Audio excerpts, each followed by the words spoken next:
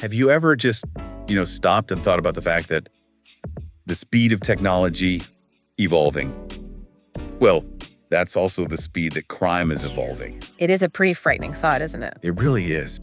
Especially when you think about that gap that's opening up, the gap between all this new sophistication and, well, the fundamental trust that our parents and grandparents were raised with. It's more than just a worry. I mean, it's a measurable threat now. The world so many of our elders grew up in, it was built on a foundation of trust. Right, trust in your community. Exactly. Trust in community, the idea that if someone called you on the phone, they were probably who they said they were. Yeah, they were probably legitimate. That whole safe environment has been, well, it's been replaced by this sort of digital Wild West where criminals can hide behind anonymity and their entire business model is just exploitation. And that's really the core tension we're going to be tackling in this deep dive. We're here because this technology, which, it offers so many good things.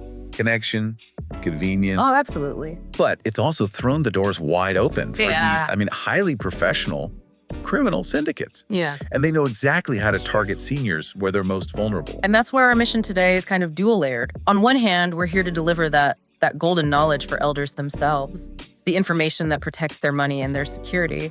But just as importantly, we're providing what we hope is powerful insight for younger family members, for caretakers. We want you to understand the mechanisms behind these scams. That's the key. That word mechanisms, I think that's everything. Because the threats we're about to expose, they're not just random cold calls, are they?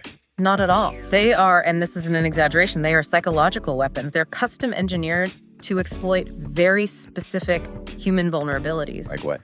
Things like fear, a sense of urgency, our built-in respect for authority, loneliness, and just plain confusion. They're designed for maximum emotional and, of course, financial damage. So we've broken this down. We've isolated 5 of the biggest, most damaging threats targeting seniors right now. And we really need to go deep into the psychology of each one, because if you know the emotional lever they're trying to pull, that's your best defense. We're going to cover everything from the high-tech instant panic scams all the way to the slow, emotionally devastating ones. And you really need to stay with us because the very structure of these crimes, what we're calling our deep dive twist, it's surprising, it's critical, and it will completely change how you see this threat. Okay, let's dive into the sources and start unpacking these 5 major scams. All right, so we're starting with the tech support scam. We're calling this one the screen that lies. And this is arguably the fastest growing financial attack in North America right now. It really is. And its success is completely dependent on creating immediate, overwhelming anxiety. So this isn't a slow burn. No, the initial impact is everything. This, again, just bypasses any kind of gentle introduction. It goes straight for a sensory overload, like an alarm. What does that look like? It starts with a sudden, really jarring sound, maybe a loud, repetitive buzz from your computer speakers, and then your screen is just flooded. Flooded with what? Usually a bright red flashing screen. And it's screaming things at you in huge letters like, immediate alert, your computer is infected by 14 viruses. Or something like, your bank account has been compromised by hackers. Exactly. Data leak imminent. Things designed to just stop you in your tracks like a giant warning sign on the highway. And the instruction is always the same, isn't it? It's a big, bold command. Always. Usually in all caps. Do not shut down. Call this toll-free number immediately to resolve the security breach. That word, immediately. Yeah. That feels like the strategic part. It's the master stroke. It's designed specifically to prevent rational thought from even engaging. You're talking about what scientists call the amygdala hijack, aren't you?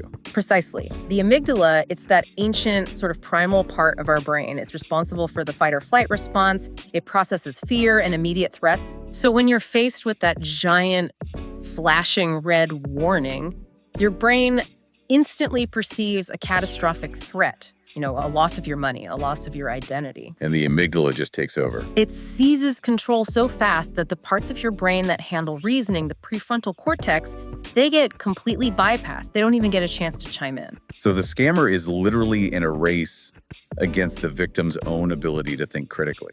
Absolutely. And the research here is really compelling. There are studies from places like Stanford and USC that focus on cognition and aging. And what do they show? They've found that in older adults, the brain's alarm system, the amygdala, it's often heightened. It reacts faster and more powerfully to these sudden, high-stakes alerts than the parts of the brain responsible for logic and skepticism. Wow. So the scammers are actually banking on that physiological reality. They're depending on it. They know they only have this little window of maybe, 5 to 7 minutes before that emotional panic starts to fade. And the logical brain starts to ask questions. Right, before you start thinking, wait a minute, why would Microsoft be calling me? That makes so much sense. So they hit you hard and fast with terror, but then the second the victim calls that number on the screen, the whole tone shifts, doesn't it? Completely. The caller doesn't sound panicked. They sound calm, professional. Often they have a surprisingly North American accent. They flip the script. Totally. They go from being the source of the threat to being the savior.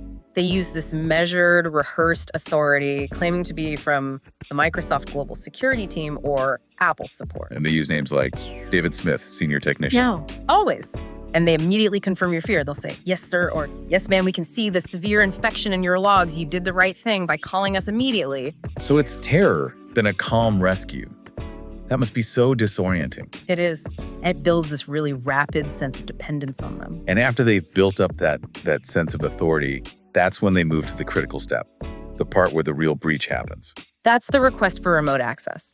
They'll say something like, okay, to fix this, I need to see the infected files on your screen.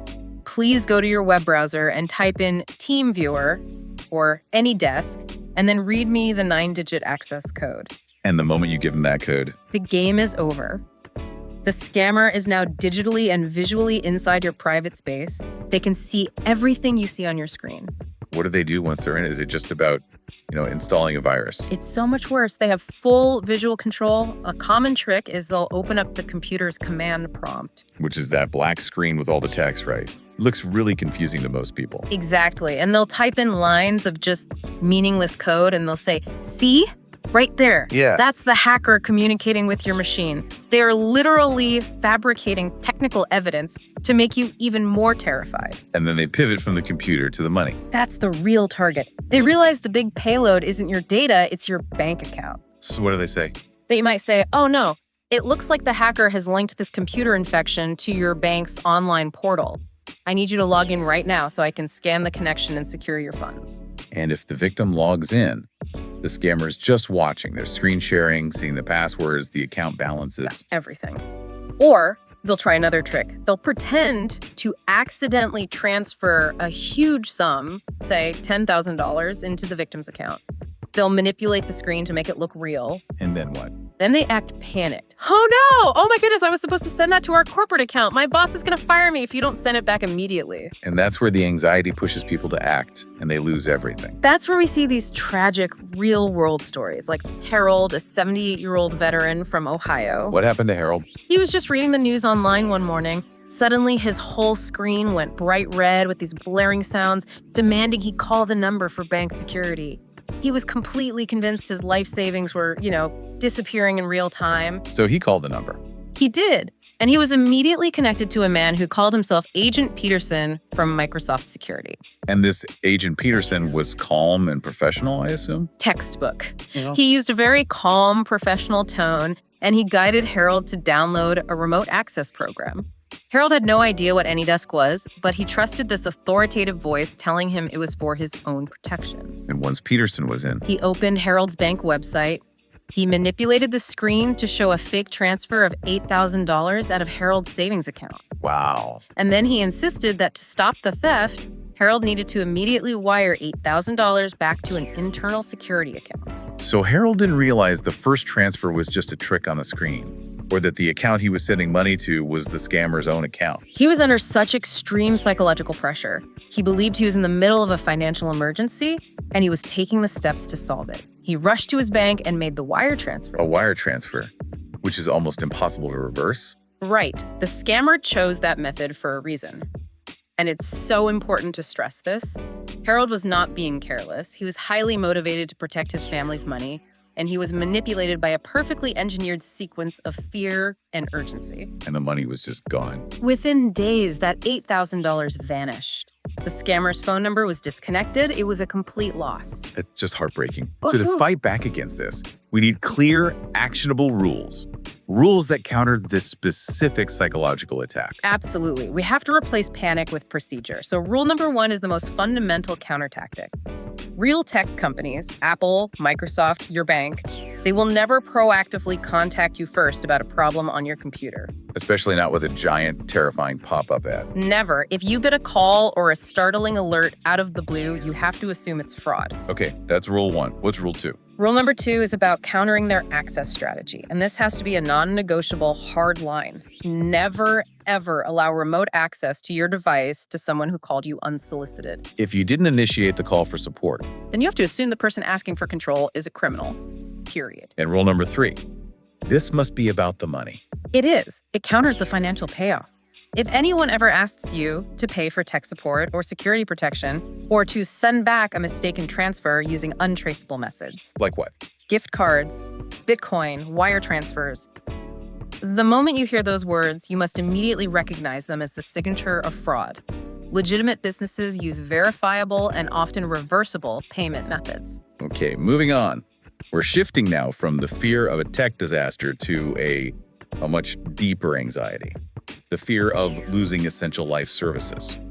This brings us to the Medicare and health insurance scam, which weaponizes what we call the voice of authority. This one targets a really profound vulnerability in the senior community. I mean, think about it. A call comes in, and the person on the line claims to be from Medicare or Social Security or even the IRS. It instantly triggers this deep-seated respect. It does. It sounds official. They use formal language. And most powerfully, it taps into that fear that so many seniors have. What if I lose my medical benefits? Health coverage isn't just a convenience, it's survival. It's security, it's comfort. Exactly. And because the stakes are so high, losing your health benefits, it triggers an emotional response that's, maybe only slightly less intense than the fear of losing all your money. So the criminals are very careful about how they present themselves. Meticulous. They don't just say, "Hi, I'm from Medicare." They use official sounding jargon. They might talk about durable medical equipment upgrades, or they'll cite the policy transition from the old health insurance numbers to the new Medicare beneficiary identifier. And I've heard they sometimes have a piece of your information already, which makes them seem even more real. That's a key part of the trick. They'll often use a stolen partial Medicare number, something they got from a different data breach, just to give you that little piece of information that makes you think, oh, they must be legitimate. They know who I am. And this taps into a powerful psychological trigger.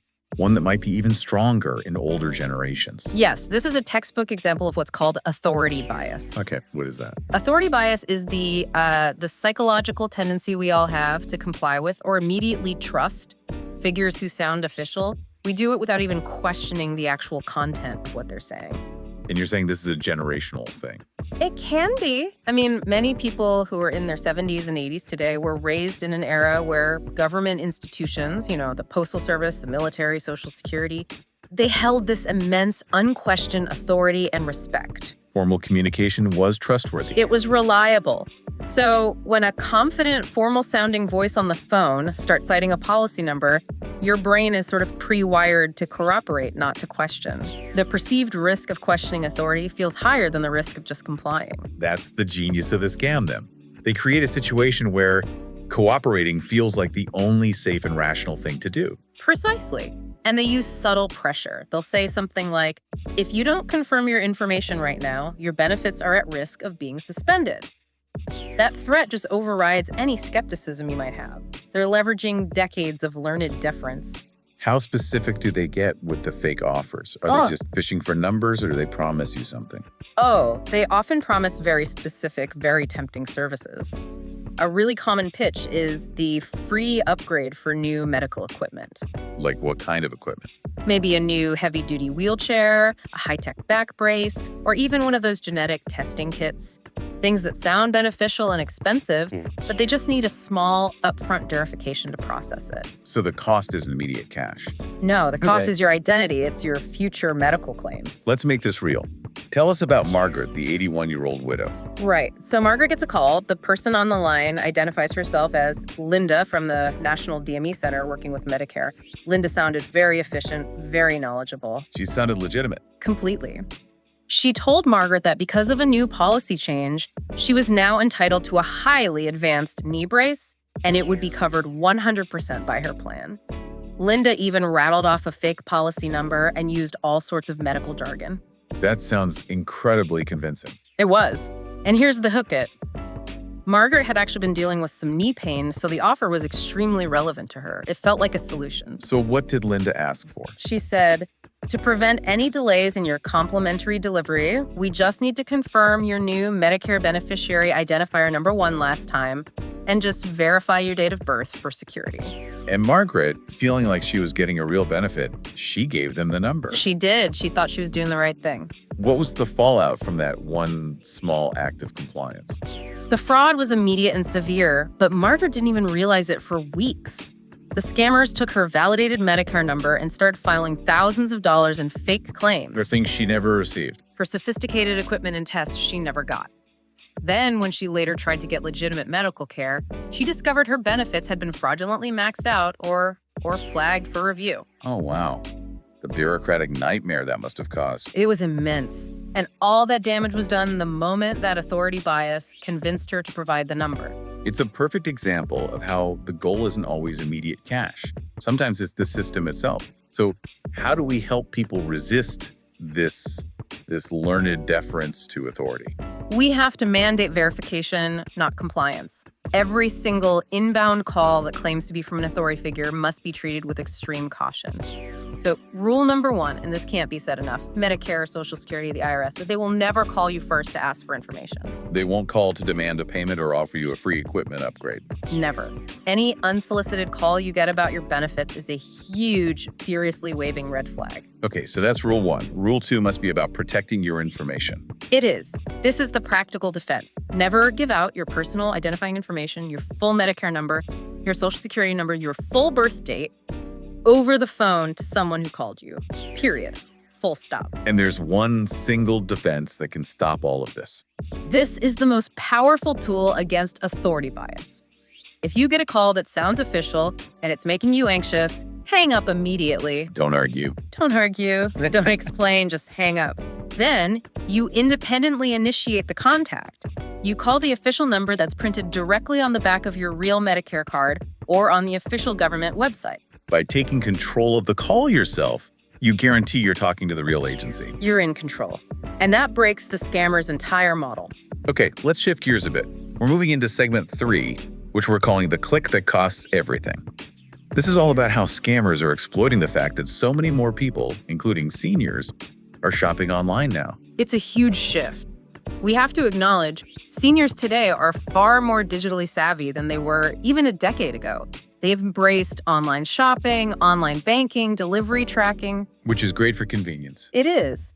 But it has also created this massive, fertile new hunting ground for criminals. Because these scams look so real now. They are visually indistinguishable from the real thing. And the scams usually come in 3 main forms. First, you have fake websites designed to look like real stores just to steal credit card data. Okay. Second, fake tracking messages. And third, the one that's just everywhere now, are the fake delivery failure alerts. They usually come as a text message, which is a technique called smishing. Oh, I get those texts all the time. They say something like, your FedEx package failed delivery. Click here to reschedule and pay a $1.99 rerouting fee. And they look terrifyingly realistic, don't they? They use the names of familiar carriers. They'll even include what looks like a real tracking number. And they create that immediate panic. Oh, no, my package is going to be lost unless I click this link right now. And the authenticity is just getting better and better because criminals are now using AI-generated tools. So we're not talking about those old emails with bad grammar and spelling mistakes anymore. Not at all. AI is being used to generate flawless logos, to create high-quality, localized text, and to build entire customer service pages that look and feel completely professional. Complete with fake product reviews and testimonials. You got it. The cost and the technical skill it takes to launch a really sophisticated fake shopping website or send out 1 million fake delivery texts, that has plummeted. So the scammer's goal here is twofold, right? There's the instant money grab, like that 99-cent fee, but there's a bigger prize. Exactly. The bigger prize is harvesting a validated active credit card number that they can then use for much larger future fraud. The scale of this must be just astronomical. It's terrifying. You have to look at the FBI's data to really get it. The FBI's 2024 Internet Crime Report It shows that seniors lost over $3.4 billion last year. $3.4 billion. Billion. And a huge chunk of that comes from these online fraud vectors, including the tech support scams we talked about and these shopping and delivery traps. It's a massive global enterprise built on digital exploitation. Let's talk about the specific lure of the unbelievable deal, because that seems to be a trigger that overrides a lot of people's common sense. This is what happened to Robert, a 72-year-old gardener. Right. So Robert was a passionate gardener, and he was online looking for a very specific high-end tiller attachment. This thing normally costs around $600. Okay, so it's a specialty item. It is. He used a search engine, and he found a site that was advertising the exact same item for $299, less than half price. That's a huge red flag, and also very tempting. So tempting. And the website, it had a clean layout, a professional-looking logo, and even several 5-star reviews, which were probably all generated by AI to look convincing. And the promise of saving over $300, that would make anyone hesitate, and question their skepticism. It did for Robert. He placed the order, he put in his credit card information, and he got a professional-looking confirmation email right away. And then he waited for it to arrive. He waited for tracking information, but it never came. He tried to call the customer service number on the site, but it went to a disconnected line. The support email bounced back. So he lost the $299 for the tools he never got. But I'm guessing the damage went even further than that. That's the deeper threat. The whole website was just a sophisticated front designed for one purpose, to harvest active financial information. So what happened to his card? Within a few weeks, Robert started noticing his card was being charged repeatedly for these small, kind of innocuous monthly subscription fees. $9.99 here, $14.99 there. Charges he never authorized. Never. And they were tied to these obscure offshore shell companies. So he didn't just lose the money for the tools that never existed. He handed over his credit card number and the security code to a professional harvesting operation. This digital world, it requires a whole new kind of defense. One that's based on deliberate verification, not just trusting what you see on the screen. That's exactly right. We have to internalize some basic digital hygiene rules. So, rule number 1, and this is a classic, but it's more true than ever online. If a deal seems too good to be true, it absolutely is. Especially for high demand or specialized items. Yes. Extreme discounts are the number 1 bait they use. Okay, and rule number 2 is about those text messages, the smishing attacks. Right. You must never click links from suspicious, unexpected, or urgent delivery failure texts or emails. If you get a notification about a package that you're worried about, do not interact with that link. So what should you do instead? You have to practice proactive verification. Bypass the text message entirely. Go directly to the legitimate carrier's website, FedEx, UPS, whoever, by typing the URL in yourself. Or use the original tracking number the retailer gave you to check the status. And finally, rule 3 for just general online shopping. Verification is key. Only shop from trusted, well-known websites that provide real, verifiable customer service information. Meaning a phone number you can actually call. A phone number you can call and talk to a person, and maybe even a physical address you can look up on a map. If the site only offers a generic email form or a chatbot for support, that should be a big red flag. We're moving now into what is, I think, the most emotionally painful category of all: romance and companionship scams. This is where vulnerability turns into just devastating betrayal. We're calling this segment "Loneliness is Their Weapon." And it really is their primary weapon. This type of scam targets the most fundamental human need there is: the need for connection, for intimacy, for belonging. It's just heartbreaking because the statistics are so stark. They are. In many countries, roughly 1 in 3 seniors lives alone. And loneliness isn't just a feeling for these criminals. It is a profound, exploitable vulnerability that they systematically target. What makes these scams so different is their patience. Their patience is key. They almost never start by asking for money. They start with a very carefully constructed illusion of personalized attention. They offer warmth, deep understanding, shared values, companionship, all the things that might be desperately missing in someone's life. And they do their homework? Oh, the scammer treats the target's online profile like a psychological dossier. They study every single detail: their posts, what they like, the comments they leave, their religious faith, their political leanings. And especially anything about loss or grief. Particularly posts about a lost spouse. They use all this data to construct a custom persona that is designed to perfectly fill that void and mirror the victim's ideal partner. So if the victim is a retired teacher, the scammer becomes a retired international school administrator. If she supports veterans, he becomes a retired military officer on a sensitive mission overseas. It's bespoke emotional manipulation. It is precision targeting. And they build this bond over weeks, sometimes months, of continuous, dedicated communication. And that communication, even though it's virtual, it has a genuine physiological effect on the brain. This brings us to what we call the oxytocin effect. The bonding hormone. Okay, explain how that plays into the scam. So oxytocin is a hormone that's released in our brains during acts of trust building, intimacy, and emotional warmth. But here's the crucial part. The brain can't really tell the difference between real life, in-person intimacy and a deep emotional connection that's built through constant, heartfelt messaging. So the constant virtual connection is actually triggering the release of oxytocin. It is. The victim feels, on a chemical level, loved and supported and bonded, even though the person they're talking to is a complete fabrication. So that feeling overrides logic. Exactly. The surge of oxytocin actively reduces feelings of suspicion and skepticism. It lowers your guard. It creates this chemical foundation of trust that makes objective facts like, why can't he ever video chat? Or why does he always seem to need money? It makes those questions seem almost irrelevant. The scammer builds this chemical and emotional investment first, before they ever even mention money.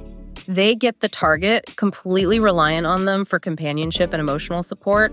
And then when the financial request finally comes, it's always framed in a way that makes saying no feel like a deep betrayal of that bond. It's never just send me money, it's I need your help, my love. Always. And the requests are always emergencies that are tied perfectly to their fake persona. For the retired officer, it's, I've been detained by customs and I need $5,000 to release my operational funds.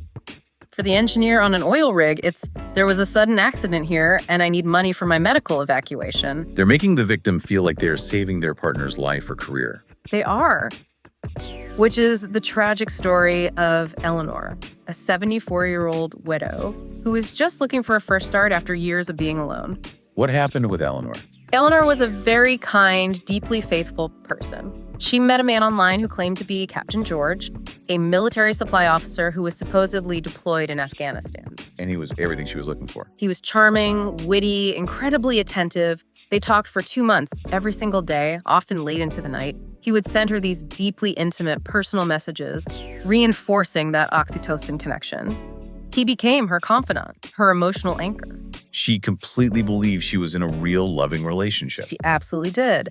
And then one day, Captain George messaged her in a total panic. He claimed that his daughter back home had suffered a sudden, severe illness and needed immediate hospital treatment. But his money was tied up because he was deployed. Exactly. He said his military account was frozen due to his deployment status. He asked Eleanor if she could just cover the $3,000 emergency bill, and he promised he would repay her the second he got back to the States. That is the perfect storm, isn't it? The emotional investment combined with a direct appeal to her compassion. She transferred the money without a second thought. She felt it was her duty as his partner. But once that first transfer worked, the emergencies just escalated. What came next? A customs fee to ship his equipment home, a fee to pay an attorney to secure his early return. Over about 6 months, Eleanor transferred over $35,000. She completely depleted her savings. And then one day, he was just gone. The phone lines went dead, and she realized that Captain George was a fabricated image likely stolen from some random person's social media profile. The financial loss was devastating, but it was compounded by this profound, soul-crushing emotional betrayal. The protective rules for this have to be about emotional caution just as much as financial caution. They have to be firm and direct. So rule number 1, never, ever send money, gift cards, or any financial support to someone you have not met in person. And if they have excuses for why they can't meet, if they cannot or will not meet you face-to-face, or even use a live dynamic video chat where you can see them speaking in real time, it means they are hiding their true identity. okay. Rule number 2 must be about the pacing of the relationship. Right. You have to be extremely cautious if a relationship or if expressions of love escalate unnaturally fast. Scammers work on an accelerated timeline. They want to trigger that oxytocin bond before your logic can kick in and start asking questions. Real healthy relationships take time to build trust. And the foundational rule, the absolute litmus test for a romance scam. It is this. A real, loving, honest partner does not ask for money, especially not early in a relationship and certainly never through untraceable methods. If a new love interest needs your money, they are not your partner. They are a fraudster. All right, we've reached our fifth and final major category before we get to our deep dive twist. This is about investment and prize scams. And this one targets a totally different emotion than the others. This one targets hope. That's right. It's the hope for a future that's secure, that's worry-free, and maybe, just a little bit lucky. It's such a classic scam, but it persists. It persists because it taps into very real, very powerful desires. The desire for a comfortable retirement, the dream of leaving a nice inheritance for your kids and grandkids, or just that simple human fantasy that all your hard work will finally be rewarded with one lucky break. And these scams come in two main flavors, right? Investment scams and prize scams. Exactly. Investment scams prey on the fear of running out of money in retirement. They offer this false promise of financial certainty. Prize scams prey on that intoxicating dream of instant, unearned wealth. The language they use is always so sophisticated and high pressure. Always. For investment scams, you'll hear phrases like, guaranteed returns 15% monthly, or this is a pre-IPO insider opportunity exclusive to clients like you. They'll talk about complex offshore trust funds. And for the prize scams, it's that infamous line. You know it. You've won millions. But first, you must pay the processing fees and taxes. That pay the fees first line, that is the entire mechanism of the prize scam, isn't it? They create this incredible cognitive dissonance. Yeah, they do. They make you think, I've just won $1 million, so of course it makes sense to pay a small $500 fee to unlock it. They frame it as the final necessary hurdle you have to jump over. And they always add that time pressure. Always. You must wire the money within 48 hours, or the prize will be forfeited and given to the next winner. That is pure pressure, designed to short-circuit your ability to stop and verify the claim. So we had to counter that rush of excitement with some cold, hard reality. And we can. Here is the definitive economic fact that has to be the foundation of your defense against these scams. No legal lottery, no legitimate sweepstakes, no recognized prize organization in the United States or any allied country requires you to pay taxes, fees, or duties before you receive the prize. Not a single one. Not one. So if you legitimately win a large sum of money, how do the taxes actually work? Legitimate winners are usually notified by certified mail or sometimes in person for the huge prizes. And the taxes are handled in one of two ways. Either the taxes are deducted directly from the prize money before they send you the final check. Okay. Or if you win a non-cash prize, like a car, the organization sends you a formal tax document. In the US, it's a W-2G form. And then you handle the tax liability yourself directly with the IRS after you have received the prize. So they never, ever ask for an upfront wire transfer to release the funds. Never. That is the crucial distinction. Taxes are paid to the government on your winnings, not to the organization to release them. And this is exactly the trap that caught Frank, a 69-year-old grandfather who was just hoping to build up a college fund for his grandkids. It was. Frank got a very professionally scripted phone call. The person on the line told him he had been a secondary winner in a recent Canadian international lottery. The prize was $1.5 million. Wow. And the representative sounded professional, I assume? Highly educated, congratulated him over and over, talked about Frank's new responsibility to his family. The scammer built a real rapport, painting this beautiful picture of Frank's future financial freedom. And then came the hook. How did they introduce the fee? The representative explained that because the lottery was international, Frank was required by U.S. law to prepay the international transfer tax. The fee was $5,800. And they gave him instructions on how to pay. They gave him bank routing details and a code number, insisting this was just a routine, though urgent, bureaucratic step. And Frank, seeing $1.5 million waiting for him on the other side of that $5,800 payment, he acted immediately. He wired the money, believing he was just completing the final step. He did. He wired the $5,800. And of course, the $1.5 million never arrived. When Frank tried to call the number back, it was disconnected. The email address was fake. So he lost the money, but he also lost that hope. That was the real cost. The dream of securing his grandchildren's future was just gone. Okay, so let's arm everyone with a hard truth to fight these false promises. For investment scams, rule number one is just basic economic reality. No investment. I don't care if it's cryptocurrency, offshore trusts, private stock, no investment is truly risk-free. Anyone who promises you guaranteed returns is making a fraudulent claim.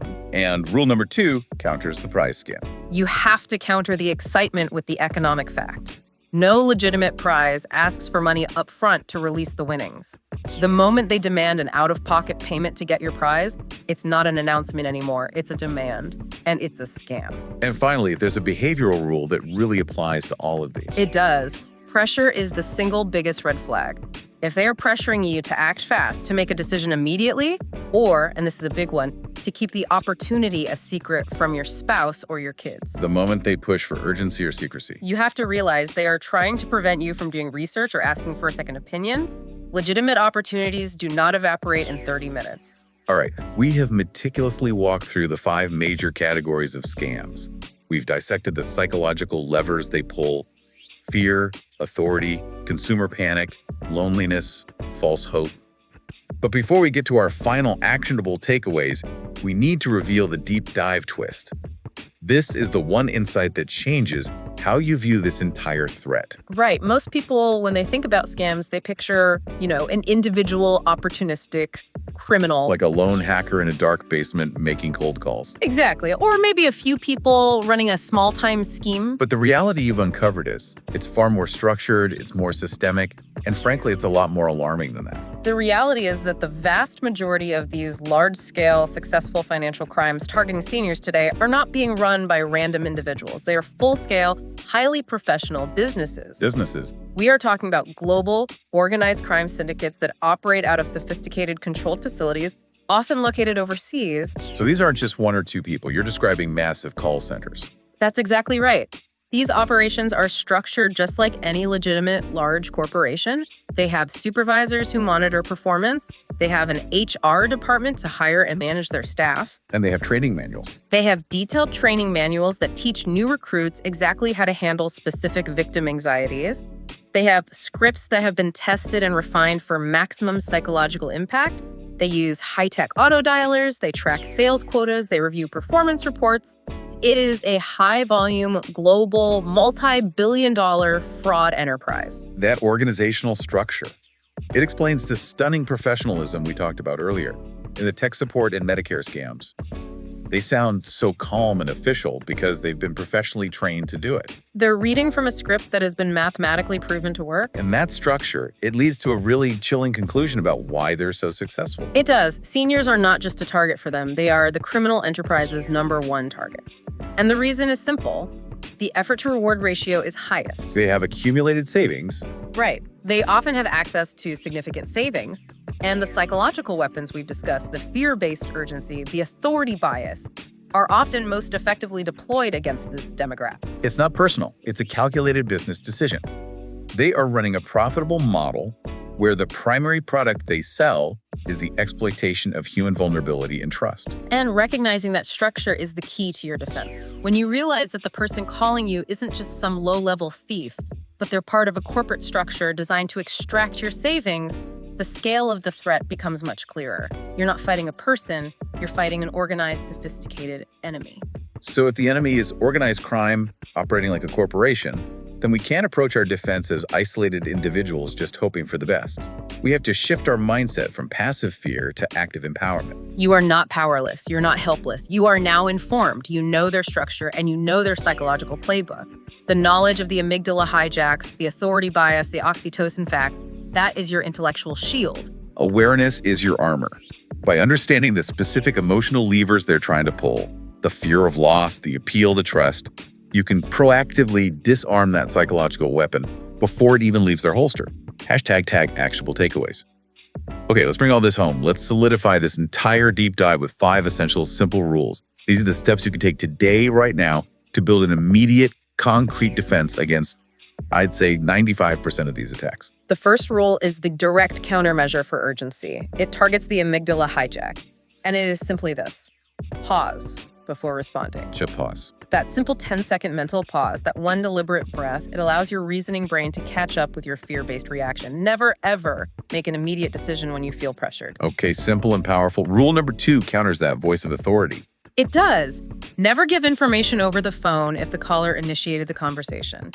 If they called you, and it doesn't matter if they say they're from Medicare, Microsoft, or your bank hang-up immediately, then you verify their claim by calling a trusted official number that you look up yourself. You must control the initiation of the call. Rule number 3, is for all the digital attacks, the fake websites and texts. Right. Don't trust links that are sent to you in texts or emails, especially if they're unexpected alerts about deliveries or your bank account. If you need to check on something, go directly to the legitimate website by typing the official URL into your browser yourself. Rule number 4 is so important for breaking the emotional spell, especially in those romance or investment scams. This one is crucial. Talk to a trusted family member or a friend before you send any money or provide any sensitive information. 2 sets of eyes, 2 brains, especially a skeptical younger mind, can often help break the psychological hold that the scammer has worked so hard to establish. And finally, rule number 5. This is your internal compass. It is. If it feels off, walk away, regardless of the pressure. Your instinct, which has been built over decades of life experience, is the voice of your wisdom. If something feels too anxious, too urgent, too good to be true, or just too confusing, it is not safe. Trust that feeling. #tag outro. We've spent this deep dive analyzing not just the scams themselves, but the psychological tools that modern organized crime uses against us: fear, authority, and loneliness. And we've armed you with the precise knowledge you need to recognize and resist them. And that brings us to our final thought. If modern scams are being run like full-scale, highly organized businesses and criminal syndicates, then our defense, as families, as communities, as individuals, it has to be equally organized and proactive. We can't just rely on luck or hope. We have to rely on shared knowledge and immediate informed action. And that is your call to action today. If you found value in this insight, please share this wisdom immediately with your beloved family members, especially those in their golden years, and with anyone who needs to hear it. Your active sharing helps uplift and protect the entire community from the sophisticated, multi-billion-dollar exploitation machine.